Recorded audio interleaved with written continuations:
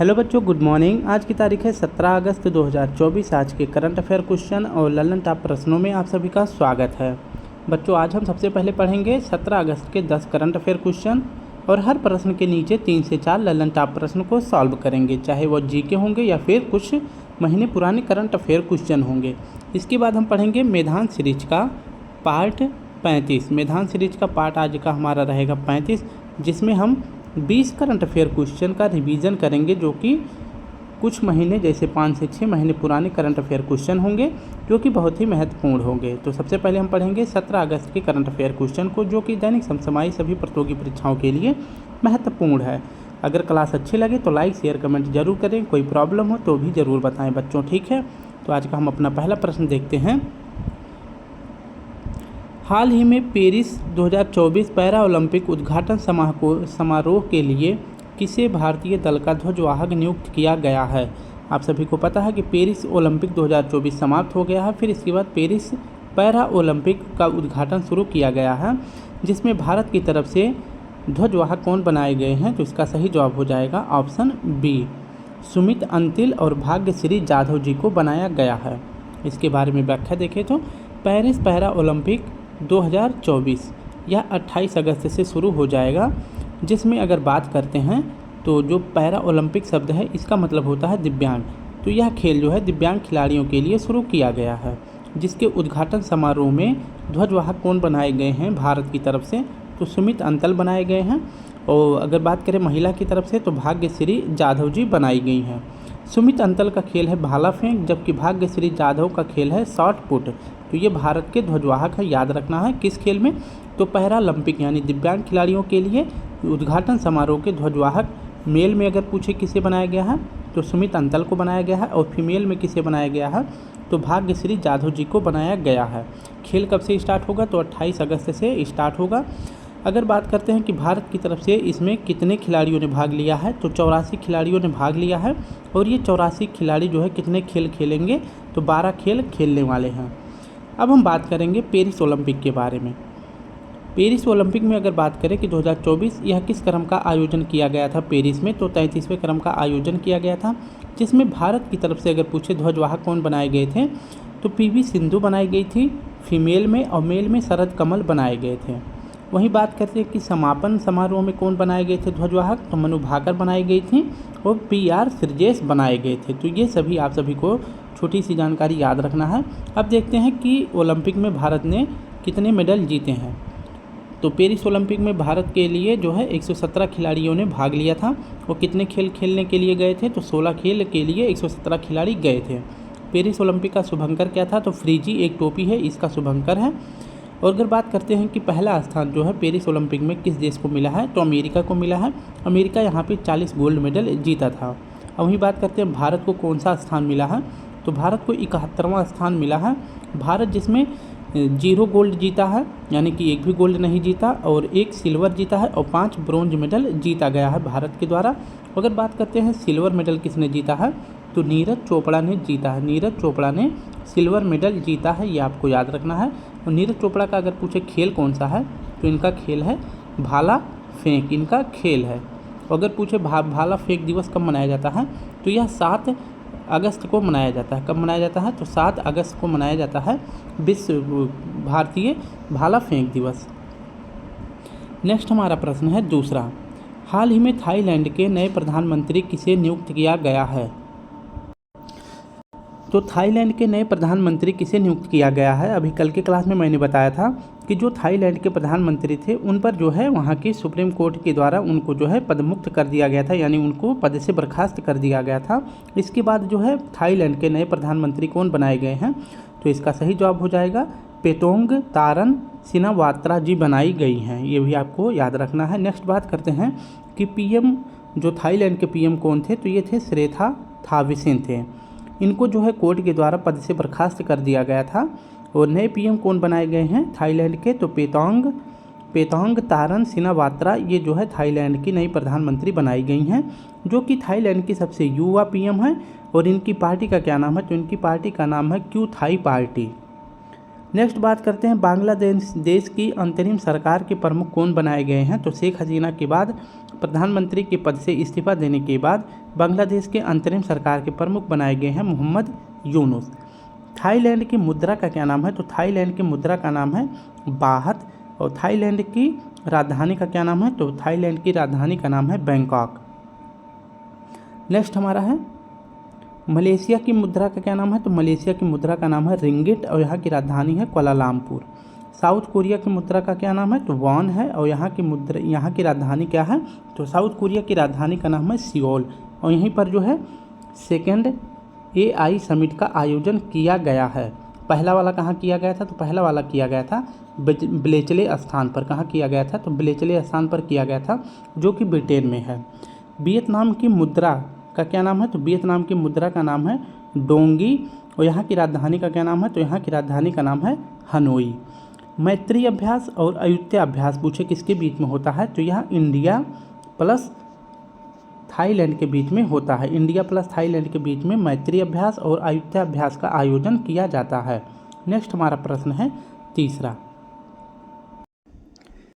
प्रश्न तीसरा है हाल ही में अफ्रीका के बाहर एमपॉक्स के पहले मामले की पुष्टि किसने की है। तो अफ्रीका के बाहर एमपॉक्स किस देश में देखा गया है, इसका मरीज कहाँ मिला है। तो इसका सही जवाब हो जाएगा एमपॉक्स का पहला मरीज मिला है स्वीडन में, जो कि अफ्रीका से बाहर का कंट्री है। एमपॉक्स पहले इसका नाम हुआ करता था, लेकिन बंदरों के जो है सम्मेलन के बाद जो है इसका नाम बदल के क्या रख दिया जाता है। तो मंकी पॉक्स के स्थान पर एमपॉक्स कर दिया जाता है। WHO के द्वारा अभी हाल ही में एमपॉक्स को ग्लोबल हेल्थ इमरजेंसी घोषित किया गया था। ये कल की क्लास में मैंने बताया था। इसके बाद जो है अभी मिला है क्या है, अभी जो है अफ्रीका से बाहर पहला केस मिला है एमपॉक्स का, जो कि किस देश में मिला है। तो यह स्वीडन में मिला है। अगर वहीं बात करें कि एमपॉक्स जो है किससे फैलता है। तो यह फ्लू से फैलता है, यानी DNA वायरस से होता है। तो DNA वायरस से कौन सा रोग होता है। तो ये एमपॉक्स होता है, ये आपको याद रखना है। जिसका पहला मरीज अफ्रीका से बाहर किस देश में मिला है। तो स्वीडन में मिला है। और WHO ने अभी हाल ही में एमपॉक्स को ग्लोबल हेल्थ इमरजेंसी भी घोषित किया है।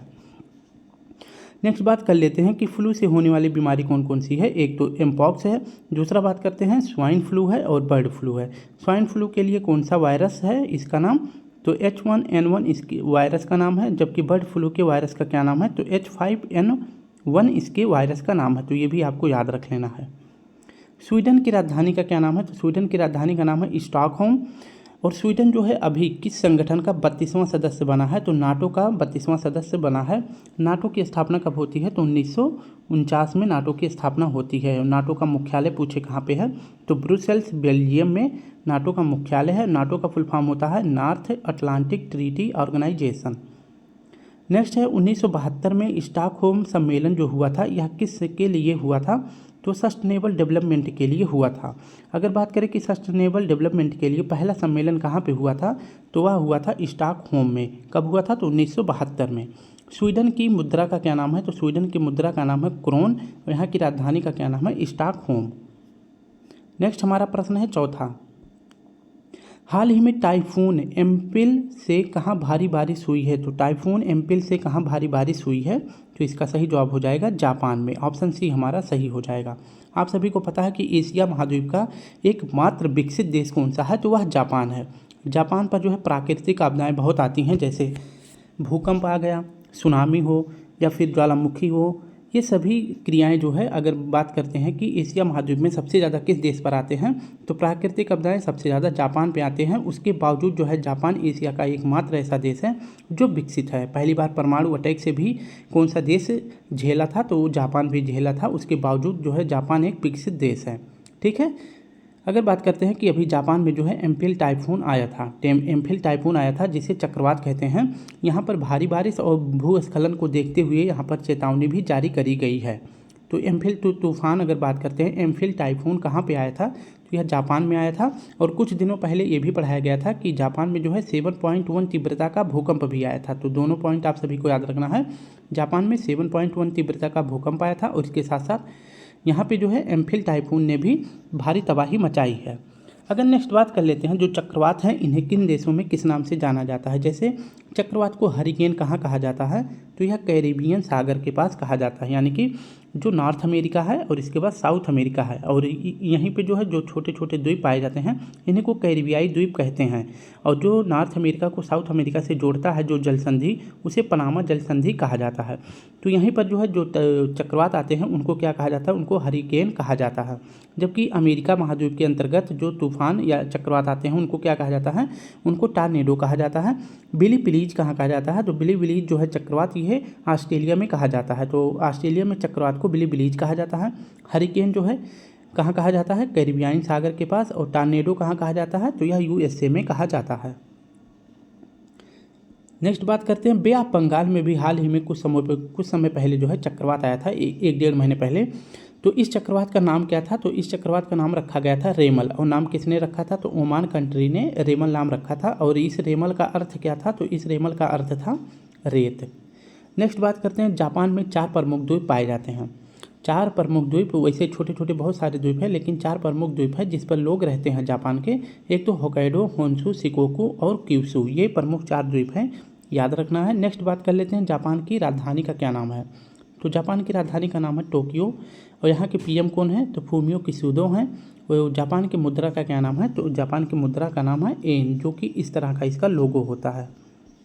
5वां प्रश्न हमारा है, हाल ही में संयुक्त राष्ट्र में भारत का अस्थायी प्रतिनिधित्व किसे नियुक्त किया गया है। तो संयुक्त राष्ट्र में भारत का अस्थायी प्रतिनिधित्व किसे नियुक्त किया गया है, तो आप सभी को पता है कि अभी कुछ दिनों पहले जो है अस्थायी प्रतिनिधित्व यूएनओ में भारत की तरफ से कौन थी, तो रुचिरा कंबोज जी थी। लेकिन इनको जो है यहाँ से मतलब इनको पदमुक्त किया गया। और इसके बाद जो है भारत की तरफ से यूएनओ में अस्थायी प्रतिनिधित्व किसे बनाया गया है, तो यह पर्वत नेनी हरीश जी को बनाया गया है। बात कर लेते हैं यूनाइटेड नेशन ऑर्गेनाइजेशन में अस्थायी प्रतिनिधि भारत के कौन बनाए गए हैं, तो ये बनाए गए हैं पर्वत नेनी हरीश जी बनाए गए हैं। और इनके पहले कौन थी, तो रुचिरा कंबोज जी थी। वर्तमान में अगर पूछे कि हरीश जी कहाँ पे नियुक्त हैं, तो वर्तमान में ये जर्मनी में राजदूत बनकर तैनात हैं। इसके बाद ये जो है यूएनओ के अस्थायी प्रतिनिधित्व भारत की तरफ से बनाए जाएंगे। यूएनओ की बात करते हैं, इसकी स्थापना कब होती है, 24 अक्टूबर 1945 को होता है। यूएनओ का मुख्यालय मैनहट्टन द्वीप पर है, जो कि न्यूयॉर्क के शहर में या मैनहट्टन द्वीप है, यहाँ पे जो है इसका मुख्यालय है। और अगर पूछे न्यूयॉर्क जो है किस नदी के किनारे स्थित है, तो हडसन नदी के किनारे स्थित है। यूएनओ के वर्तमान अध्यक्ष कौन है, तो एंटोनियो गुतारेस हैं। यूएनओ में टोटल 193 देश शामिल हैं। 193वां देश कौन सा है, तो दक्षिणी सूडान है। यूएनओ के प्रमुख 6 अंग हैं, ये आपको याद रखना है, जिनमें से 2 संगठनों के बारे में याद रखना है। एक तो यूनाइटेड नेशन जनरल असेंबली, जिसे महासभा भी कहते हैं, इसके अध्यक्ष कौन बनाए गए हैं, तो फिलेमोन यंग बनाए गए हैं। और ये किस देश के पूर्व प्रेसिडेंट थे, तो ये कैमरून के पूर्व प्रेसिडेंट थे। अगर बात करते हैं महासभा के 79वें सत्र के अध्यक्ष कौन बनाए गए हैं, तो फिलेमोन यंग बनाए गए हैं। जबकि इंटरनेशनल कोर्ट के अध्यक्ष कौन बनाए गए हैं, तो नवाब सलाम बनाए गए हैं। इंटरनेशनल कोर्ट का अगर पूछे मुख्यालय कहाँ पे है, तो इसका मुख्यालय है द हेग, नीदरलैंड में इसका मुख्यालय है। नेक्स्ट हमारा प्रश्न है कैबिनेट, ये कल के क्लास में मैंने पढ़ाया था। कैबिनेट सचिव अगर पूछे कौन बनाए गए हैं, तो ये बनाए गए हैं टीवी स्वामीनाथन जी। गृह सचिव कौन बनाए गए हैं, तो गोविंद मोहन जी बनाए गए हैं। और ईडी के प्रमुख कौन बनाए गए हैं, तो राहुल नवीन बनाए गए हैं। 6ठा प्रश्न हमारा है हाल ही में भारत और सेशल्स के मुख्य न्यायाधीश ने कानून और प्रौद्योगिकी पर अंतर्राष्ट्रीय सम्मेलन का उद्घाटन कहाँ किया है, तो यह किया गया है केरल में। इसकी व्याख्या देखें तो कानून और प्रौद्योगिकी पर अंतर्राष्ट्रीय सम्मेलन 2024 कहाँ पर हुआ है, तो यह इसका होस्ट यानी कि इसका आयोजन किया गया है कोट्टायम, केरल में इसका आयोजन किया गया है। तो कानून और प्रौद्योगिकी पर अंतर्राष्ट्रीय सम्मेलन केरल में किया गया है। अगर शहर पूछे कौन सा है, तो कोट्टायम शहर है। अगर उन्हें पूछे कि कानून और प्रौद्योगिकी में अंतर्राष्ट्रीय सम्मेलन में केरल में जो चीफ गेस्ट कौन बनाए गए थे, तो चीफ गेस्ट बनाए गए थे भारत और सेशल्स के मुख्य न्यायाधीश बनाए गए थे, जिनमें भारत के मुख्य न्यायाधीश के बारे में आप सभी को पता है कौन है, तो जस्टिस DY चंद्रचूड़ साहब हैं। जबकि सेशल्स के मुख्य न्यायाधीश कौन है, तो जस्टिस रोनी गोविंदन जी हैं। तो ये दोनों आपको याद रखना है। अगर बात करते हैं यहीं पर केरल में ही भारत का पहला डिजिटल कोर्ट स्थापित किया गया है इन मुख्य न्यायाधीशों के द्वारा। और क्यों स्थापित किया गया है, क्योंकि डिजिटल जो है विवाद को सुलझाने के लिए भारत का पहला डिजिटल कोर्ट कहाँ स्थापित किया गया है, तो केरल में स्थापित किया गया है। भारत और सेशल्स के बीच में अगर पूछे कौन सा अभ्यास होता है तो लामितीय अभ्यास होता है। सेशल्स में अभी जो है कटलेट्स अभ्यास का आयोजन किया गया था, जिसमें भारत ने भी भाग लिया था। सुप्रीम कोर्ट का कार्य कब से प्रारंभ होता है तो 28 जनवरी 1950 को प्रारंभ होता है। सुप्रीम कोर्ट एक अभिलेख न्यायालय है, यह बात जो है अनुच्छेद 129 में कही गई है। सुप्रीम कोर्ट की पहली महिला न्यायाधीश कौन थी तो यह थी बीबी फातिमा जी। नेक्स्ट हमारा है, हाल ही में दिवंगत DRDO वैज्ञानिक डॉक्टर राम नारायण अग्रवाल का संबंध किससे है तो DRDO के ये प्रसिद्ध वैज्ञानिक रह चुके हैं और इनका नाम है डॉक्टर राम नारायण अग्रवाल। इनका भी हाल ही में निधन हो गया है। इनका संबंध किस क्षेत्र से है तो इसका सही जवाब हो जाएगा ऑप्शन डी, अग्नि मिसाइल से ये संबंधित हैं। इसकी व्याख्या देखें तो डॉक्टर राम नारायण अग्रवाल, इनका भी हाल ही में निधन हो गया है। इन्हें जो है भारत में अग्नि मिसाइल के जनक के रूप में जाना जाता है। ये जो है कार्य कर चुके हैं किसके अंतर्गत तो IGMDP यानी integrated guided missile development programme के तहत ये कार्य कर चुके हैं, जिसकी स्थापना 1983 में की गई थी। और इसकी स्थापना के समय जब इसकी स्थापना की गई थी तो इसी प्रोग्राम के तहत जो है भारत में 5 बैलिस्टिक मिसाइलों का निर्माण किया गया था। इन 5 बैलिस्टिक मिसाइलों का निर्माण जो है किया गया था, इसका नाम क्या है तो ट्रिक से याद रखेंगे, इसका नाम है पटना। ठीक है, तो पटना से आप याद कर सकते हैं। P फॉर हो जाएगा पृथ्वी, A फॉर हो जाएगा अग्नि, T फॉर हो जाएगा त्रिशूल, N फॉर हो जाएगा नाग, A फॉर हो जाएगा आकाश। तो इन सभी को एक बार फिर से देखेंगे। IGMDP प्रोग्राम के तहत जो है भारत में 5 बैलिस्टिक मिसाइलों का निर्माण किया गया था, जिनका नाम है पटना, पृथ्वी, अग्नि, त्रिशूल, नाग, आकाश। अगर बात करते हैं वहीं IGMDP की स्थापना जो है उद्घाटन किसने किया था तो डॉक्टर APJ अब्दुल कलाम जी ने किया था। और इन्हीं के साथ जो है डॉक्टर राम नारायण अग्रवाल जी ने कार्य किया था। और इन्हें जो है भारत में अग्नि मिसाइल के नाम से भी जाना जाता है। तो अग्नि मिसाइल के नाम से किसे जाना जाता है, डॉक्टर APJ अब्दुल कलाम को जाना जाता है। जबकि अग्नि मिसाइल के जनक के रूप में किसे जाना जाता है तो डॉक्टर राम नारायण अग्रवाल जी को जाना जाता है। नेक्स्ट बात कर लेते हैं कि अभी जो है PM मोदी जी के द्वारा अग्नि 5 जो मिसाइल था इसको लॉन्च करने के लिए मिशन दिव्यास्त्र की शुरुआत की गई थी। किसके द्वारा तो PM मोदी जी के द्वारा शुरुआत की गई थी। और जो ये अग्नि 5 मिसाइल है यह किस तकनीकी पर आधारित है तो MIRV तकनीकी पर आधारित है, यानी कि मल्टीपल टारगेट हिट करने में इस मिसाइल का योगदान रहेगा। यानी कि एक मिसाइल से कई टारगेट जो है लक्ष्य को भेद सकते हैं एक ही मिसाइल से। ठीक है, अस्त्र मिसाइल यह कैसा मिसाइल है तो यह एयर टू एयर मिसाइल है। BrahMos missile supersonic cruise missile है। मान लीजिए आपका टारगेट यहाँ पे है और यह ब्रह्मोस मिसाइल यहाँ पे जा रहा है। इसके बाद अगर आपका टारगेट मान लीजिए यहाँ चला जाता है तो ये मिसाइल भी अपनी जो है दिशा बदलकर इसी जगह पे जाएगी, यानी आपका टारगेट जहाँ जाएगा ये मिसाइल उसके पीछे पीछे जाएगी। यानी कह सकते हैं यह ब्रह्मोस मिसाइल जो है फायर एंड फॉरगेट टारगेट पर आधारित है। आकाश मिसाइल यह कैसी मिसाइल है तो सर्विस टू एयर है, यानी कि सतह से हवा में वार करने में सक्षम है। आकाश मिसाइल का प्रयोग किसमें किया गया है तो समर में किया गया है। समर क्या है तो यह हमारे भारत का एयर डिफेंस सिस्टम है। इसमें जो है किस मिसाइल का प्रयोग किया गया है तो आकाश मिसाइल का प्रयोग किया गया है, जो कि सरफेस टू एयर अटैक करने वाला मिसाइल है। 8वां हमारा प्रश्न है, 17वें राष्ट्रीय फिल्म पुरस्कार 2024 में किसे सर्वश्रेष्ठ फिल्म के पुरस्कार के लिए चुना गया है। तो बहुत ही महत्वपूर्ण प्रश्न है, इसको ध्यान से देखेंगे। वेरी वेरी इंपॉर्टेंट क्वेश्चन है। इसका सही जवाब हो जाएगा मलयालम फिल्म अट्टम के लिए जो है सर्वश्रेष्ठ फिल्म का पुरस्कार दिया गया है। नेशनल फिल्म अवार्ड यह जो है इस बार किस क्रम का है तो 17वें क्रम का है। और अगर पूछे कि फिल्म के लिए यह अवार्ड किस सन के लिए दिया जाएगा तो 2022 की फिल्म के लिए यह अवार्ड अब की बार दिया जा रहा है।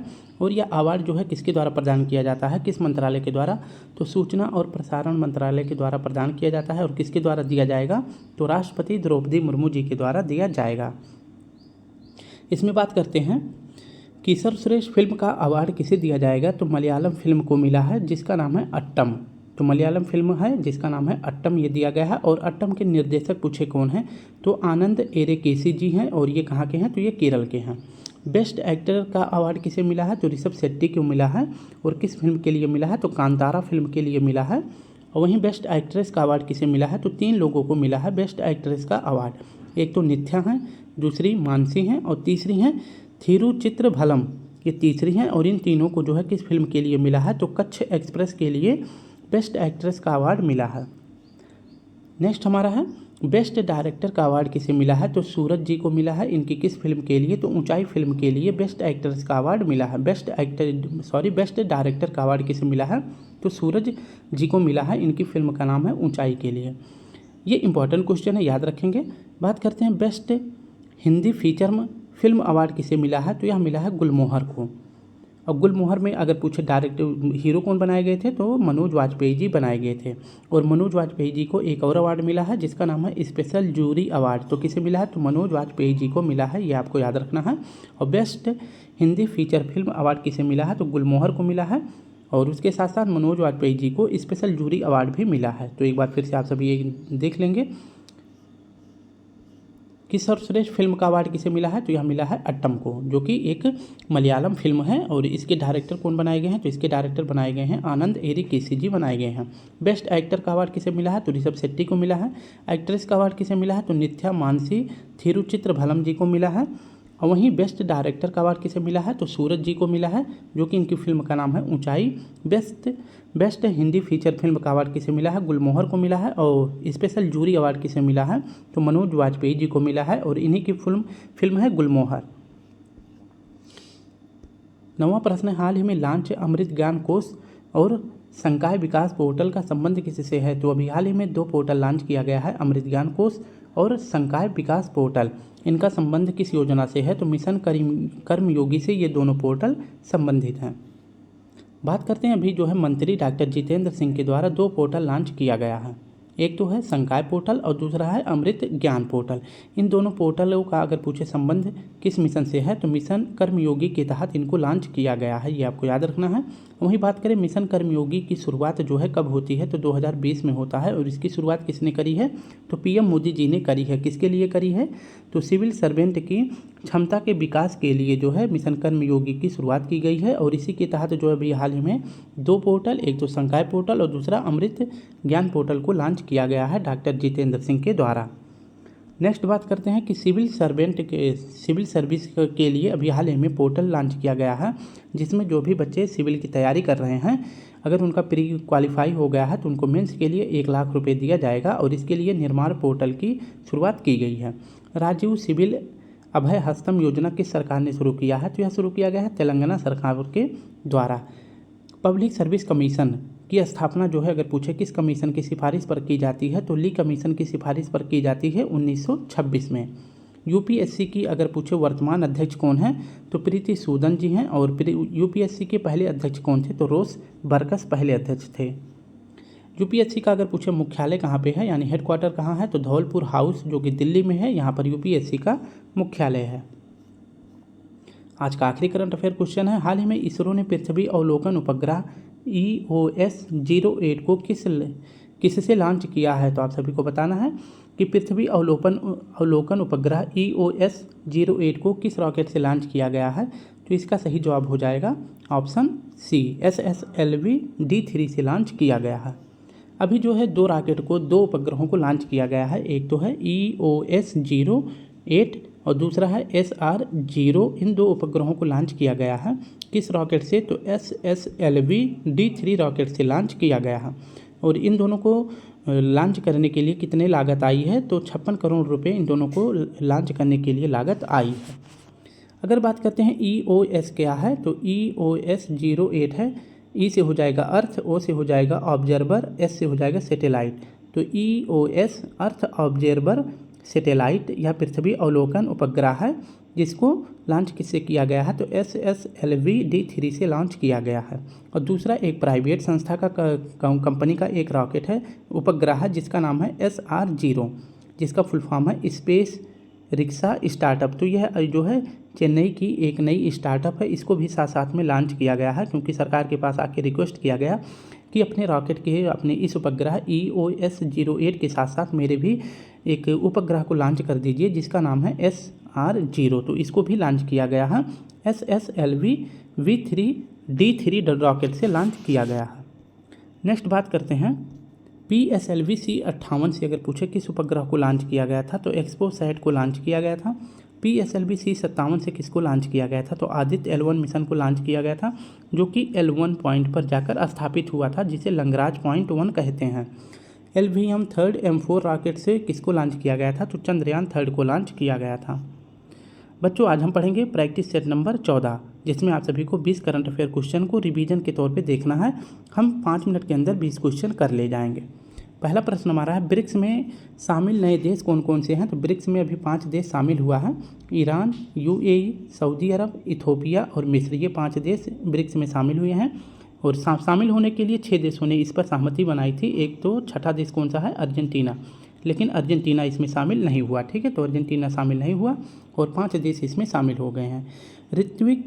ऋतिक रंजन पांडे ये कौन है? तो ये वर्तमान में वित्त आयोग के 16वें सचिव बनाए गए हैं।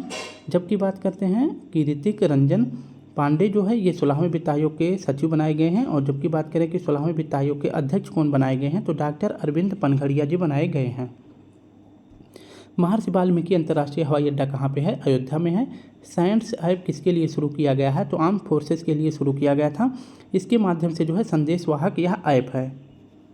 डेजर्ट साइक्लोन अभ्यास किसके बीच में होता है? तो यह अभ्यास होता है भारत और UAE के बीच में यह अभ्यास होता है, ये आपको याद रखना है। नेक्स्ट अगर बात करें, inter operable criminal justice system के उपयोग में शीर्ष राज्य कौन सा है? तो उत्तर प्रदेश है। MS स्वामीनाथन पुरस्कार किसे दिया गया है? तो प्रोफेसर BR कम्बोज जी को दिया गया है। किर्गिस्तान का राष्ट्रीय प्रतीक कौन सा है? तो हिम तेंदुआ है। जबकि लद्दाख का राजकीय पशु कौन सा बनाया गया है? तो ये भी हिम तेंदुआ बनाया गया है। देश में पहली बार मल्टी स्पोर्ट्स बीच गेम्स का आयोजन कहाँ किया गया था? तो यह दीव में किया गया था। और इसमें पहला स्थान किस राज्य का था? तो मध्य प्रदेश का था। रानी दुर्गावती श्री अन्न प्रोत्साहन योजना किस सरकार के द्वारा शुरू किया गया है? तो यह मध्य प्रदेश सरकार के द्वारा शुरू किया गया है। चादुम्बी महोत्सव कहाँ पर आयोजित किया जाता है? तो असम में आयोजित किया जाता है। नेक्स्ट है IPS रश्मि शुक्ला, इन्हें जो है महाराष्ट्र की पहली महिला DGP के तौर पर नियुक्त किया गया है। इंद्रमणि पांडे ये बिम्स्टेक के पहले भारतीय अध्यक्ष बनाए गए हैं। पहले अंतर्देशीय जलमार्ग विकास परिषद की बैठक कहाँ पर होती है? तो कोलकाता पश्चिम बंगाल में होती है। 4 स्टार्स ऑफ डेस्टिनी पुस्तक किसका है? तो मनोज मुकुंद नरवाणे जी का पुस्तक है। गैब्रियल अटलिये कौन है? तो फ्रांस के सबसे युवा और पहले समलैंगिक प्रधानमंत्री हैं। यूनेस्को के 46वें सत्र की बैठक कहाँ पर हुई है? तो भारत नई दिल्ली में यूनेस्को के 46वें सत्र की बैठक हुई है, जिसमें भारत की 43वीं विश्व धरोहर सूची घोषित की गई है, जिसका नाम है मोइदम। मोइदम स्थान कहाँ पे है? तो यह असम में है। विश्व हिंदी दिवस कब मनाया जाता है? तो यह 10 जनवरी को मनाया जाता है। जबकि राष्ट्रीय हिंदी दिवस कब मनाया जाता है? तो 14 सितंबर को मनाया जाता है। अर्जुन पुरस्कार से सम्मानित अभी कुछ खिलाड़ियों को किया गया है। अर्जुन पुरस्कार से सम्मानित एक तो मोहम्मद शमी हैं, पारुल चौधरी, शीतल महाजन और दिव्य कीर्ति जी हैं। नेक्स्ट हमारा है और आज का आखिरी प्रश्न है, शीर्ष स्वच्छ प्रदेश का अवार्ड किसे मिला है? तो प्रदेश में महाराष्ट्र को मिला है। जबकि पूछे शीर्ष स्वच्छ शहर का अवार्ड किसे मिला है? तो शीर्ष स्वच्छ शहर का अवार्ड पूछे किसे दिया गया है? तो यह इंदौर को और सूरत को दिया गया है। तो स्टूडेंट, इस प्रकार से हमने अपने 10 करंट अफेयर क्वेश्चन, उसके साथ साथ व्याख्या और ललन टॉप प्रश्नों को देखा। फिर इसके बाद हमने 20 करंट अफेयर क्वेश्चन का रिवीजन किया है। अगर वीडियो में कोई प्रॉब्लम हो या वीडियो थोड़ी जल्दी बोली जाती है, इसकी वजह से बीच बीच में अटक जाते हैं, अगर इसमें भी कोई प्रॉब्लम हो तो ज़रूर कमेंट बॉक्स से हमें ज़रूर बताएं। हम चाहते हैं कि आप सभी का टाइम बच जाए, इसके लिए जल्दी बोलने का प्रयास करते हैं। ठीक है, तो अगर वीडियो में कोई प्रॉब्लम हो तो ज़रूर कमेंट करें। अगर वीडियो अच्छे लगे तो लाइक शेयर कमेंट जरूर करें। कल फिर मिलते हैं, तब तक के लिए आप सभी को प्यारा सा जय हिंद, जय भारत।